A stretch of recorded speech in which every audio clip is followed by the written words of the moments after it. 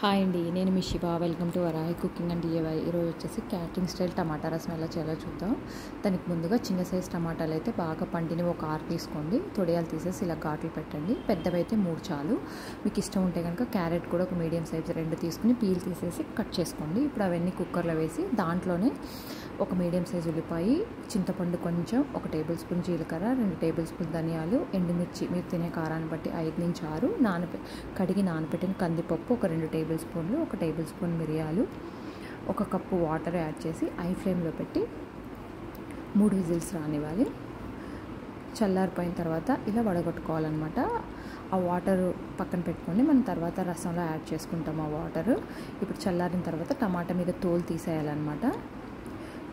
Next mixie jar తీసుకుని అదంతా మనము ఉడికిన ఇదంతా మిక్సీ జార్లోకి ట్రాన్స్ఫర్ చేసుకొని మెత్తగా పేస్ట్ చేసుకొని పక్కన పెట్టుకోండి. ఇప్పుడు అదే కుక్కర్లో కొంచెం ఆయిల్ యాడ్ చేసి ఆయిల్ వేడైన తర్వాత ఆవాలు, కచ్చాపిచ్చాకు దంచిన వెల్లుల్లి రెబ్బలు, ఎండుమిర్చి వేయాలి. అవి వేగిన తర్వాత ఇంగువ అలవాటు ఉన్న వాళ్ళైతే కొంచెం ఇంగువ కూడా యాడ్ చేసుకోవచ్చు.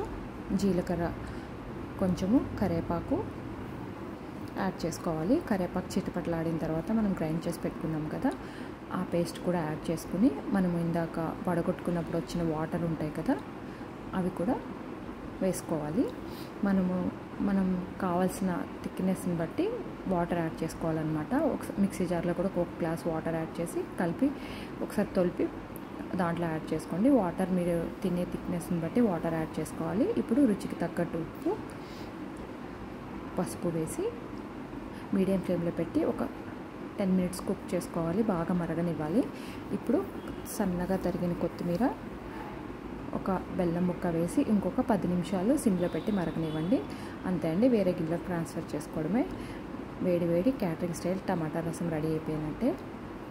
తప్పకుండా ట్రై చేయండి. వీడియో నచ్చితే మాత్రం మీ ఫ్యామిలీ మెంబర్స్కి, ఫ్రెండ్స్కి షేర్ చేయడం మర్చిపోవద్దు, కామెంట్ చేయడం మర్చిపోవద్దు. మా ఇంట్లో అయితే ఇలా వేడివేడి అన్నాన్ని బాగా మెత్తగా నలిపేసి పొలుకు లేకుండా దాంట్లో రసం యాడ్ చేసుకొని ఇప్పుడు మళ్ళీ పొయ్యి మీద పెట్టి ఒక ఉడికొచ్చిన తర్వాత నెయ్యి, పైనుంచి కారపూస అన్న, చిప్స్ అన్న, ఏది ఉంటే అది దగ్గరలో చెక్కలు ఏవి ఉంటే అవి యాడ్ చేసుకొని తింటారు. తప్పకుండా ట్రై చేయండి. నెక్స్ట్ వీడియోలో మళ్ళీ కలుద్దాం.